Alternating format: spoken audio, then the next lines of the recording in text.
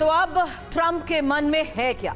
ये आज का एक बहुत बड़ा सवाल है, क्योंकि ईरान को क्या अब अंतिम मौका मिल चुका है। बड़ी खबरें आज इस फ्रंट से ये हैं, जहां कुवैत में अमेरिकी बेस पर हमला हुआ, ईरान के 3 शाहिद 136 ड्रोन से हमला हुआ, अल दोहा मिलिट्री बेस पर अटैक की खबर है। तो इस फ्रंट पर अटैक की खबरें लगातार सामने आ रही हैं। फिलहाल ये पहली बड़ी खबर आपके सामने, जहां कुवैत पर एक बार फिर से अमेरिकी बेस पर हमला हुआ है और अल दोहा मिलिट्री बेस पर अटैक की खबर है। शाहिद ड्रोन 136 से हुए इस हमले के बारे में जो जानकारी अभी तक सामने आई है, उसके मुताबिक कुवैत में अमेरिकी बेस को तबाह करने का दावा किया जा रहा है। ये अल दोहा मिलिट्री बेस पर अटैक की खबर है।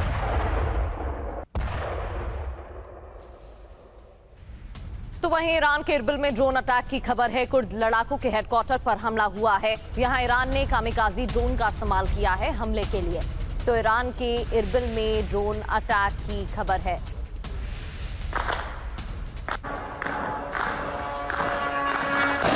कुर्द लड़ाकों के हेडक्वार्टर पर हमला हुआ है।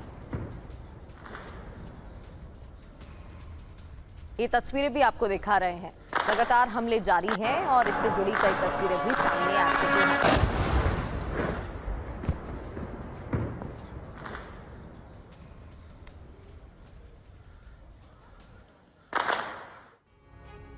एक तरफ वार्ता की बात, दूसरी तरफ जंग की हुंकार। डोनाल्ड ट्रंप ने ईरान को आखिरी मौका तो दिया। ट्रंप का कहना है कि ईरान ने वार्ता नहीं की तो अंजाम विनाशक होगा। डोनाल्ड ट्रंप ने यह भी कहा कि ईरान को बातचीत की टेबल पर आना ही होगा। वहीं ईरान ने भी ऐसी धमकी दी है कि स्ट्रेट ऑफ हॉर्मुज में तनाव, अमेरिकी सेना में खलबली मच गई है। ईरान के खिलाफ अमेरिका की बाहें तनी हुई हैं, तो इजरायल भी जंग के लिए आमादा है। इजरायल ने अमेरिका से ये साफ कर दिया है कि अब अगर ईरान पर हमला हुआ तो ये हमला अब तक नहीं रुकेगा जब तक ईरान मटियामेट ना हो जाए। एक बड़ी खबर आपको दिखाएं, उस पर करेंगे डिफेंस एक्सपर्ट से सवाल। इस वक्त major general SP Asthana sir हमें ज्वाइन कर चुके हैं। वहीं फॉरेन मामलों के जानकार प्रोफेसर संजय भारद्वाज भी इस वक्त हमारे साथ हैं। वहीं मेरे सहयोगी मनीष झा भी इस वक्त कर चुके हैं ज्वाइन। शुरुआत बड़ी खबर के साथ करेंगे, एक्सपर्ट से भी करेंगे बात, लेकिन बड़ी खबर यह कि डोनाल्ड ट्रंप ने ईरान को चेतावनी दी है। अमेरिकी राष्ट्रपति डोनाल्ड ट्रंप ने क्या चेतावनी दी है? ईरान के पास डील साइन करने का अंतिम मौका है। ईरान को अंतिम मौका दिया है। मौका खोया तो परिणाम बुरे होंगे। तो अंतिम मौके की बात कह दी गई है उनकी तरफ से।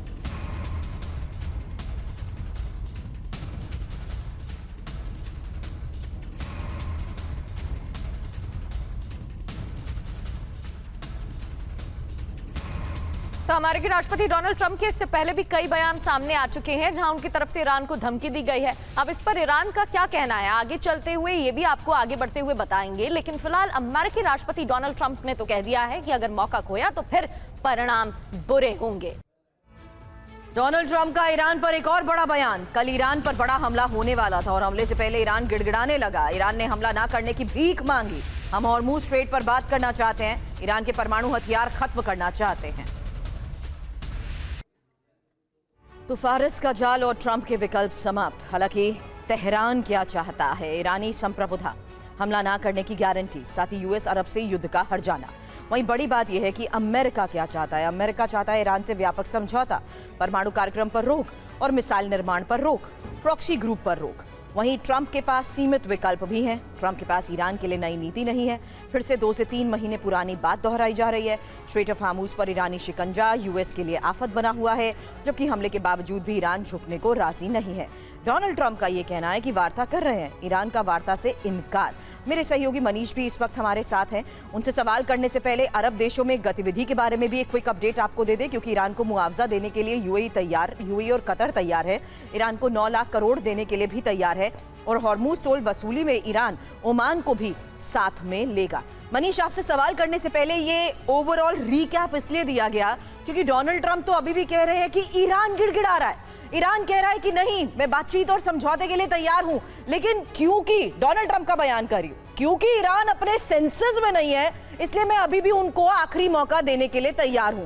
कितनी सच्चाई? क्यों? इसलिए सवाल सच्चाई को लेकर कह रही हूं क्योंकि डोनाल्ड ट्रंप जिस तरीके से बयान देते हैं, ईरान उन्हें पूरी तरह रूल आउट कर देता है। देखिए, दिलचस्प बात यह है कि दोनों साइड से वॉक युद्ध तो बहुत ज्यादा चल रहा है, यानी कि बयानबाजी खूब हो रही है, बड़बोलापन काफी दिखाया जा रहा है। और इसके बावजूद कि अगर दोनों साइड को अपने जो टारगेट हैं वो अचीव नहीं भी हो रहे हैं, तब भी दावे बढ़ चढ़ कर किए जा रहे हैं। लेकिन इन सब के बीच में एक बात साफ है, वो ये कि ये कॉन्फ्लिक्ट अब सुलझने वाला दिख नहीं रहा। ये एक ऐसा कॉन्फ्लिक्ट है, साफ तौर पर दिख रहा है कि आने वाले समय में लंबे समय तक ये लड़ाई बनी रहेगी। और इसका परिणाम आप देखिए कि हालत ये होती है कि प्रेसिडेंट ट्रंप कहते हैं कि बस हम अटैक करने जा रहे हैं, और लास्ट मिनट पर प्रेसिडेंट ट्रंप यू टर्न ले लेते हैं। फिर वो कहते हैं कि हम बातचीत कर रहे हैं, ईरान कहता है हम बातचीत नहीं कर रहे हैं। ईरान कह रहा है कि हम ओमान के साथ बातचीत कर रहे हैं ताकि हॉर्मुज में से जहाज कैसे निकले, और अल्टीमेटली देखा जाए तो जहाज निकालना ही मकसद था। तो अभी तक अगर आप देखें तो केवल और केओस हॉर्मुज और आसपास के रीजन में जो है सो वो केवल केओस ही दिखाई दे रहा है।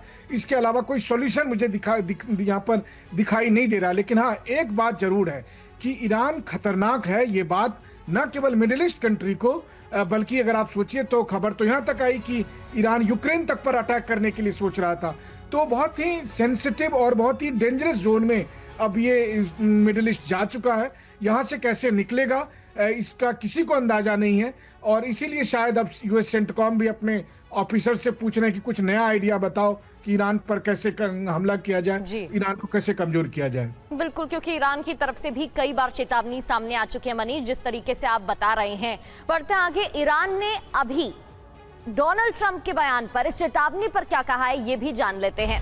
बातचीत पर ईरानी विदेश मंत्रालय इस्माइल बगाई का बयान सामने आया है। ईरानी विदेश मंत्रालय की तरफ से इस्माइल बगाई ने क्या कहा है? अमेरिका से बातचीत नहीं चल रही है, सिर्फ ओमान से बातचीत जारी है। हॉर्मुज को सुरक्षित बनाना चाहते हैं। तो एक तरफ डोनाल्ड ट्रंप कह रहे हैं कि ईरान से बातचीत हो रही है, लेकिन ईरान मना कर रहा है, जबकि बातचीत तो हो रही है। और दूसरी ओर ईरान क्या कह रहा है कि हमारी तो ओमान से बातचीत चल रही है, अमेरिका से तो कोई बात हुई नहीं है।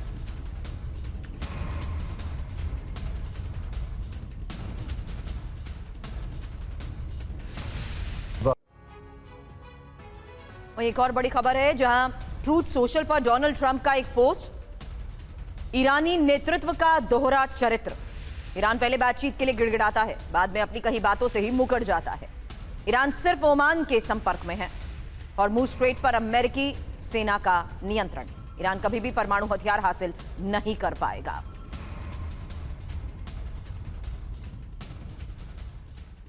और डोनाल्ड ट्रंप के दबाव में नहीं है ईरानी नेतृत्व। ईरान युद्ध के लिए भी तैयार है, हर हमले का मुंहतोड़ जवाब मिलेगा, वार्ता पर झुकेगा नहीं ईरान। ये ईरान की तरफ से वक्त वक्त पर बताया जा रहा है। न्यूयॉर्क टाइम्स के हवाले से खबर, जिस तरीके से ईरान डटा हुआ है उससे भी संदेश देने की कोशिश। हालांकि अमेरिका की भी पूरी तैयारी है।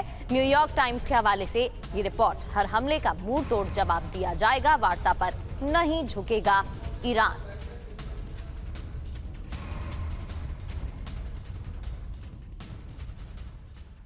लेकिन बड़ा सवाल ये है कि क्या परमाणु तकरार फिर युद्ध करवाएगा? क्योंकि अमेरिका और ईरान, जो रुख अभी तक सामने आया है इंफॉर्मेशन वॉल पर, एक एक डिटेल, जहां परमाणु समझौता करने का दबाव अमेरिका की तरफ से, जबकि ईरान युद्ध के बाद बातचीत के लिए राजी नहीं है। इसी फ्रंट को देखते हुए अमेरिका परमाणु कार्यक्रम रोकने को बार बार कह रहा है, जबकि परमाणु कार्यक्रम चलाने पर ईरान अड़ा हुआ है।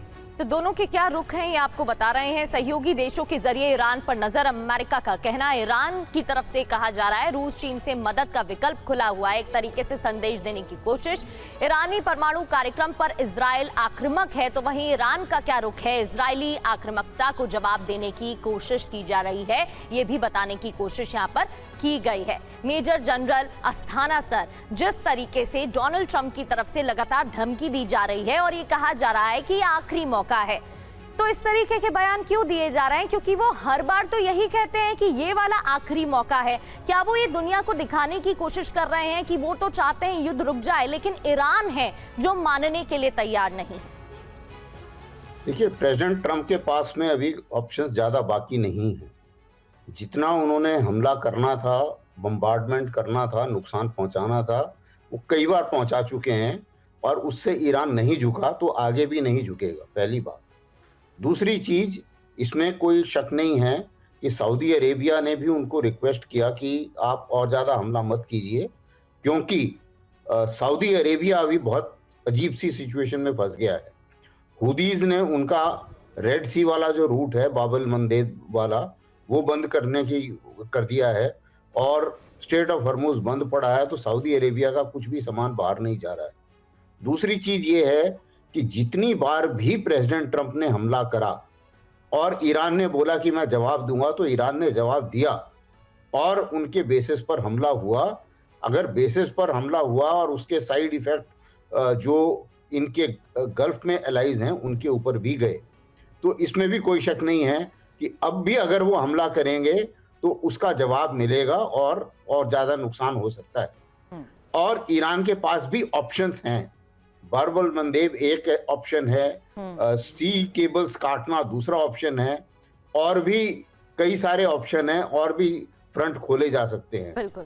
तो ये सब चीजों को मद्देनजर रखते हुए प्रेसिडेंट ट्रंप, जिसे एक अमेरिका में बोलते हैं टाको मूवमेंट, कि president Trump always chickens out, तो ये president Trump always chickens out वाली कहानी है जी। अभी जहां तक वो कह रहे हैं कि ईरान बातचीत के लिए गिड़गिड़ा रहा था, ऐसा कुछ नहीं है। मेरा अपना मानना ये है कि बैक चैनल बातचीत हो रही है और बैक चैनल बातचीत मेडिएटर्स के थ्रू हो रही है, डायरेक्ट बातचीत कुछ नहीं हो रही है।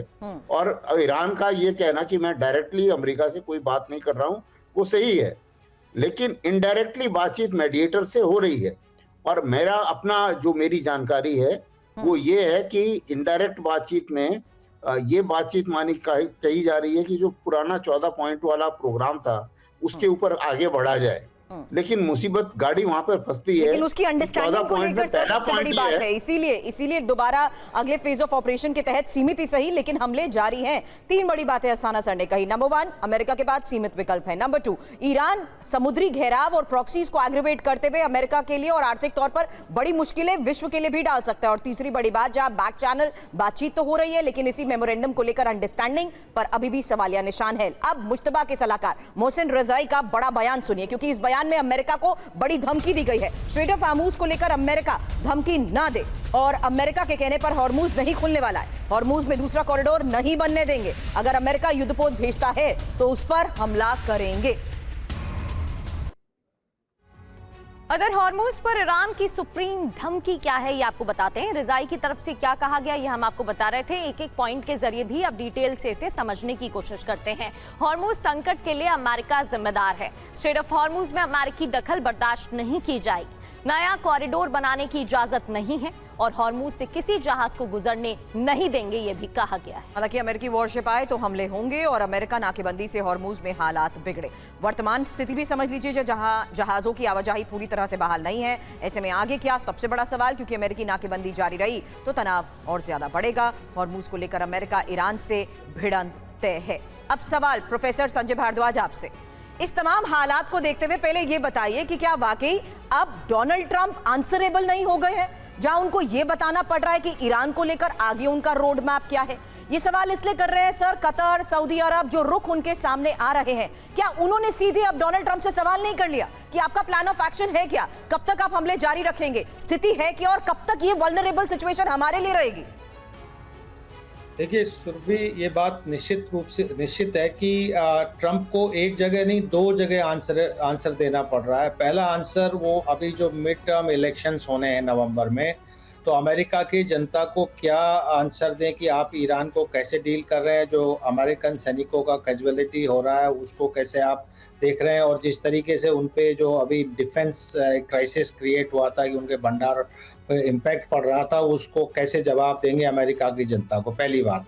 दूसरी बात कि ये जो अमेरिका के जो अलाइज हैं, जो ट्रस्टीज हैं, सऊदी अरबिया है, यूएई है, कतर है, बहरीन है, जहाँ बेसिस हैं, इनको क्या जवाब दे, क्योंकि यहाँ पे ट्रस्ट डेफिसिट क्रिएट हो रहा है। इनको ज़्यादा विश्वास अमेरिका पे हो नहीं रहा जिस तरीके से ईरान अटैक कर रहा है। तो अब वो इसीलिए देखिए सऊदी अरबिया ने कहा, यूएई ने कहा कि अपना जो एयर डिफेंस को मजबूत कीजिए ताकि हम पे अटैक नहीं हो, और डायलॉग और डिस्कशंस को भी आगे बढ़ाइए, ये सऊदी अरबिया ने कहा। तो जो सबसे बड़ा जो मुद्दा सामने आ रहा है कि अभी तक मुझे लगता है कोई आपसी सहमति अमेरिका और ईरान में बन नहीं रही, चाहे वो बैक चैनल से हो रही हो, चाहे वो फ्रंट चैनल से हो रही हो। और मुझे लगता है अमेरिका थोड़ा डिलेइंग टेंडेंसी पे काम कर रहा है कि जैसे तैसे ये मिड टर्म इलेक्शन निकले और हम अपने आप को मजबूत कर पाए। लेकिन ईरान इस वक्त का फायदा उठाना चाहता है। वो पूरा अडमंड है कि हमारा जो एक सॉवरेनिटी है स्ट्रेट ऑफ हॉर्मुज पे, वो हमारा सॉवरेनिटी रहेगा। और जो दूसरे प्रॉक्सीज हैं जो सऊदी अरबिया, यानी आप दूसरे चैनल से दुनिया को पैसिफाई करने का प्रयास कर रहे हैं, उस चैनल को भी हमारे प्रॉक्सीज उनको रोकेंगे, हुती उनको रोकने का प्रयास करेगा। तो ईरान दोनों फॉर्मूले पे काम कर रहा है कि कैसे एक कोहर्स क्रिएट किया जाए अलाइज पे और अमेरिका पे, और साथ साथ जो उनका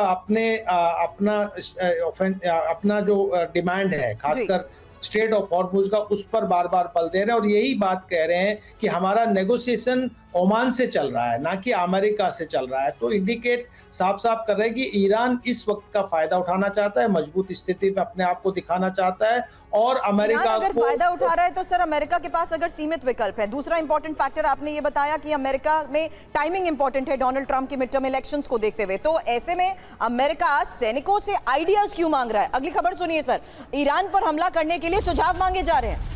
ईमेल के जरिए हमले को लेकर आइडिया मांगे गए हैं और सेंटकॉम ने अमेरिकी सैनिकों से अपील की है।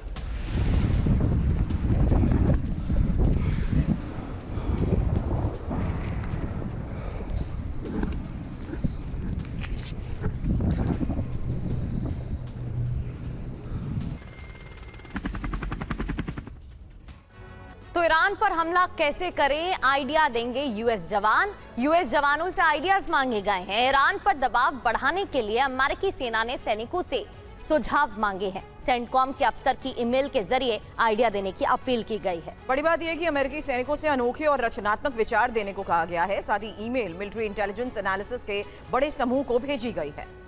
ईमेल के जरिए व्यापक ब्रेनस्टॉर्मिंग अभियान शुरू किया गया है, यानी नए नए आइडियाज देने की बात कही गई है। सेंटकॉम के प्रवक्ता कैप्टन टिमोथी हॉकिंस ने इसे पूरी पुरानी परंपरा बताते हुए इसमें भाग लेने की बात कही है। हालांकि उद्देश्य ईरान को ज्यादा प्रभावी तरीके से दबाव में लाने का है, विकल्प तलाशना है, साथ ही वरिष्ठ अधिकारियों का मत जानना है और मौजूदा रणनीति से परिणाम क्योंकि नहीं मिल रहे हैं इसलिए और विकल्प मांगे जा रहे हैं। हालांकि ट्रंप के सामने ईरान को झुकाने के सीमित विकल्प बचे होने की ही चर्चा की जा रही है। और मनीष लगातार हमारे साथ बने हुए हैं। मनीष, भले ही नए आइडियाज मांगे गए हो, ये दिखाने की कोशिश की गई हो कि अमेरिका तो तैयार है और मौका देखते ही हमला भी किया जाएगा, लेकिन हम ये भी नहीं भूल सकते हैं कि इससे पहले 5 दफा भी अमेरिकी राष्ट्रपति की तरफ से ईरान को धमकी दी जा चुकी है कि अब हमला होगा और वो बहुत बड़ा हमला होगा। कहीं अमेरिका को ये डर तो नहीं है कि पिछले भी जब अप्रैल और फरवरी में हमले हुए तो ईरान खड़ा रहा, डटकर पलटवार किया, जिससे भारी नुकसान अमेरिका को भी हुआ, हथियारों की कमी भी देखने को मिल रही है और इसी वजह से बार बार टालने की कोशिश की जा रही है। देखिए 28 फरवरी को जब ये लड़ाई शुरू हुई थी, उस वक्त अमेरिकी सेंट्रल कमांड इजराइल की मदद से 40 दिन तक उसने जमकर बमबारी की। ईरान के कोने कोने में सभी तरह के मिलिट्री साइट्स पर उसने अटैक किया, पॉलिटिकल लीडरशिप को भी खात्मा किया, लेकिन तब भी ईरान ने सरेंडर नहीं किया। उसके बाद फिर सीज फायर के दरमियान भी छिटपुट लड़ाई हुई। उसके बाद 2 हफ्ते तक लगातार बॉम्बिंग की गई। कहा गया कि ठीक है अब हम फोकस करते हैं हॉर्मुज के आसपास के इलाकों पर, ताकि यहाँ पर ईरान की क्षमता कम हो जाए और हॉर्मुज में जहाज़ों की आवाजाही को ईरान रोक ना सके। लेकिन वो भी रिजल्ट नहीं मिला। तो बार बार हमले के बावजूद, बार बार स्ट्राइक करने के बावजूद अमेरिकी सेंट्रल कमांड को वो रिजल्ट मिल नहीं रहा है जिसका मैंडेट उसे व्हाइट हाउस ने दिया था। प्रेसिडेंट ट्रंप और उनकी एडमिनिस्ट्रेशन अमेरिकी सेंट्रल कमांड के रणनीति से संतुष्ट नहीं है। ऐसी स्थिति में अमेरिकी सेंट्रल कमांड पर दबाव है। उन्होंने अपने ऑफिसर से कहा है कि अब इसके बाद क्या किया जाए, क्योंकि हमारी सारी कोशिशें फेल हो रही है और ईरान ना सरेंडर कर रहा है, ना ईरान कमजोर हो रहा है। तो इसलिए उन्होंने अपने ऑफिसर से नए सुझाव मांगे हैं। आज की तारीख में सेंट्रल कमांड 2 काम कर रहा है। एक, ईरान पर बमबारी, खास करके साउथ ईरान में हॉर्मुज के आसपास के इलाकों पर स्ट्राइक, और दूसरा नेवल ब्लॉकेड। लेकिन इन दोनों तरीकों से ईरान पर कुछ असर पड़ नहीं रहा है, खास करके हॉर्मुज को लेकर। तो अब तीसरा तरीका क्या हो सकता है, चौथा तरीका क्या हो सकता है, कैसे ईरान को कमजोर किया जाए, कैसे ईरान की ये क्षमता खत्म की जाए कि वो मिडिल ईस्ट में अमेरिकी बेसिस पर अटैक ना कर सके। तो ये सारे आइडियाज जो हैं अमेरिकी सेंट्रल कमांड ने अपने ऑफिसर से मांगे हैं और इसकी पुष्टि खुद अमेरिकी सेंट्रल कमांड के प्रवक्ता ने भी कर दी है। एक और बड़ी खबर आ रही है मनीष, जहां ईरान के सिक्योरिटी चीफ को हटाना चाहते हैं मुश्तबा और मोहम्मद बागेरी जोल गदर को हटाना चाहते हैं Mushtaba. Supreme national security council NSNSC के चीफ मोहम्मद बागेरी की जगह मोहसिन रेजाई को सिक्योरिटी चीफ बनाना चाहते हैं मुश्तबा। IRGC में लंबे समय तक मोहसिन रेजाई रहे हैं।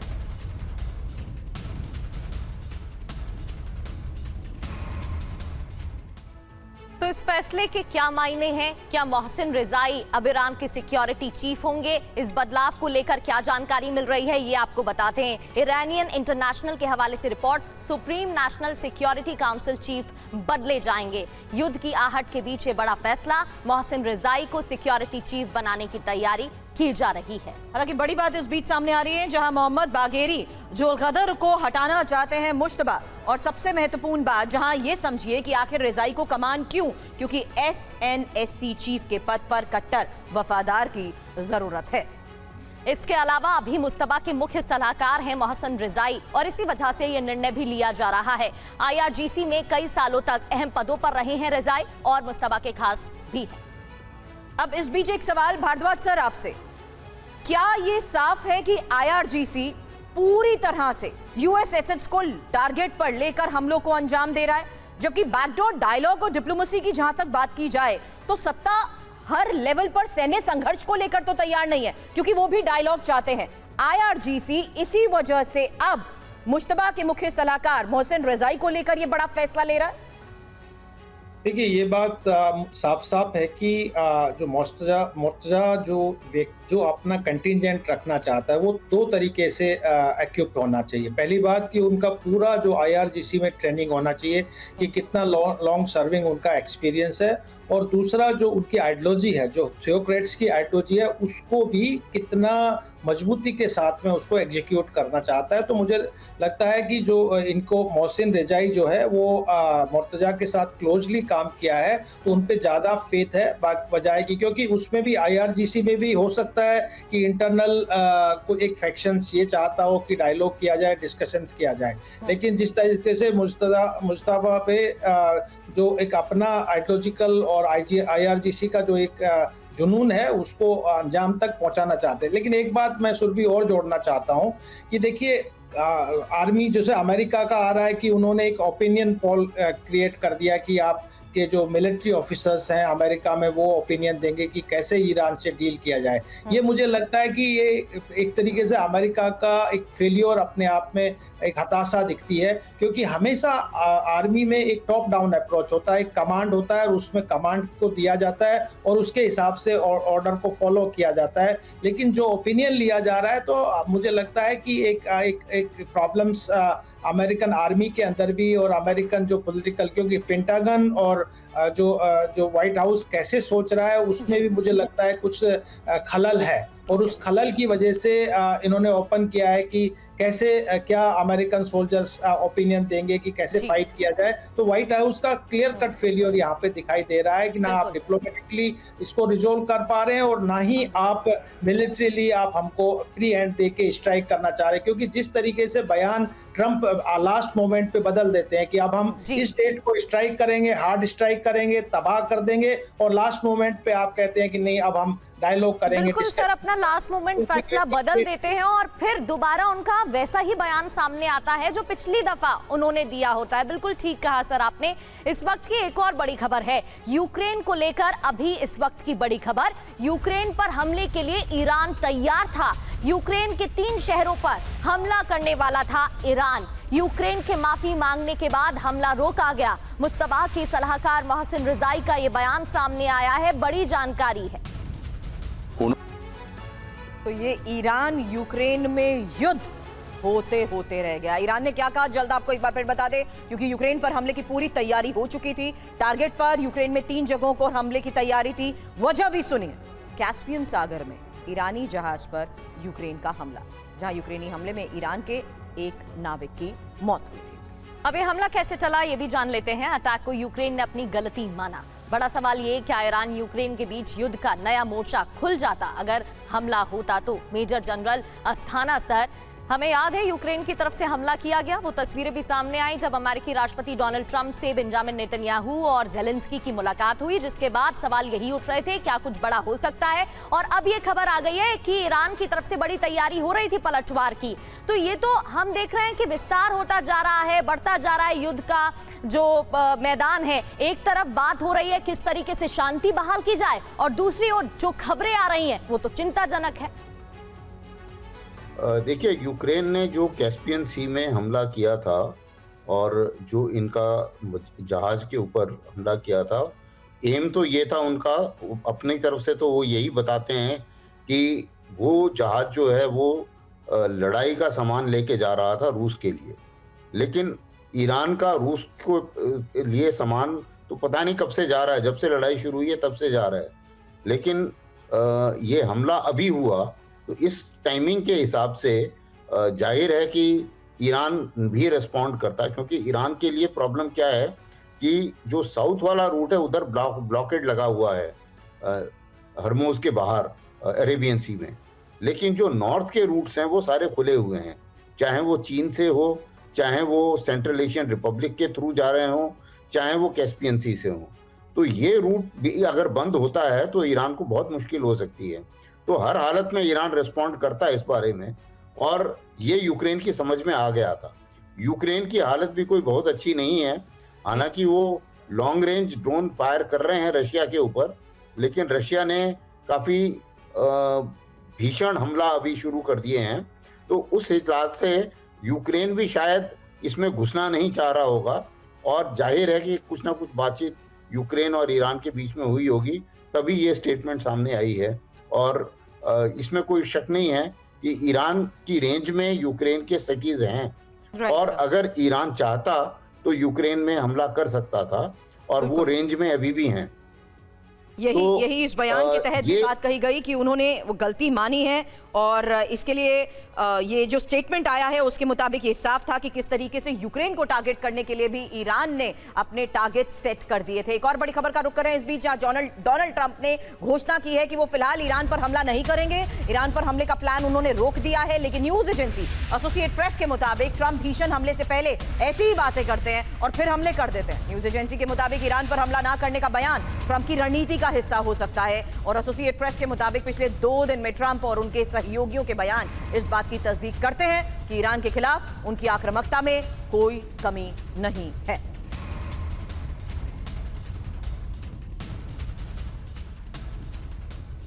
आपको बताते हैं पिछले 5 महीनों में डोनाल्ड ट्रंप ने कितनी बार ईरान पर हमला ना करने की बात कही, और ऐसा बयान देने के कुछ घंटों बाद ही ईरान पर हमला कर दिया गया, जिसकी अभी हम चर्चा भी कर रहे थे।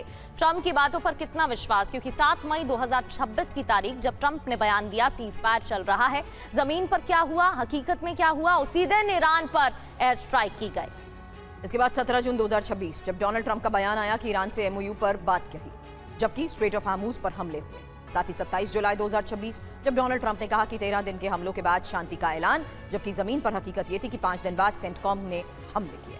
इधर 2 अगस्त 2026 की बात करें तो डोनाल्ड ट्रंप का बयान सामने आया कि हमले रोक रहे हैं। क्या ईरान पर फिर हमला होगा, ये भी अब देखने वाली बात है, क्योंकि इससे पहले भी जितनी बार उनके बयान सामने आए हैं उतनी बार ही हमले भी हुए।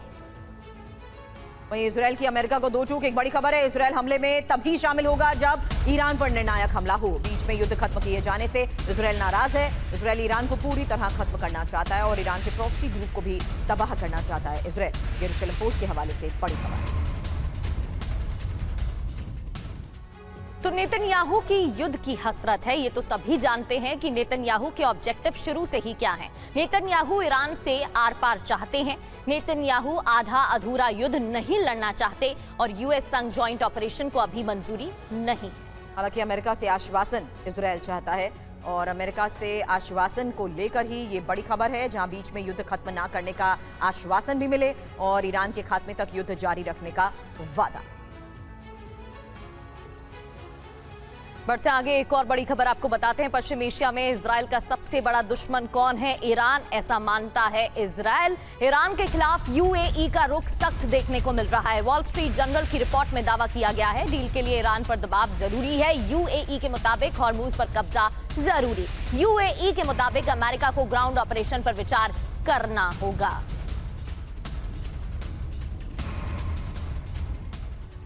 हालांकि ईरान पर किसी भी वक्त हमला, क्योंकि यूएई अमेरिका से सख्त रुख को लेकर खबर है, सख्त रुख अपनाने को कहा और सख्त एक्शन के लिए ट्रंप से बातचीत जारी।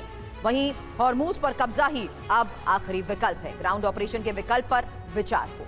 वहीं सऊदी अरब ईरान के साथ तनाव कम करने पर जोर, ये वॉशिंगटन जर्नल के हवाले से जानकारी आपको बता रहे हैं। इस रिपोर्ट में ये बताया गया है ईरान के साथ तनाव कम करने पर जोर दिया जाए, सऊदी अरब की तरफ से कहा गया है।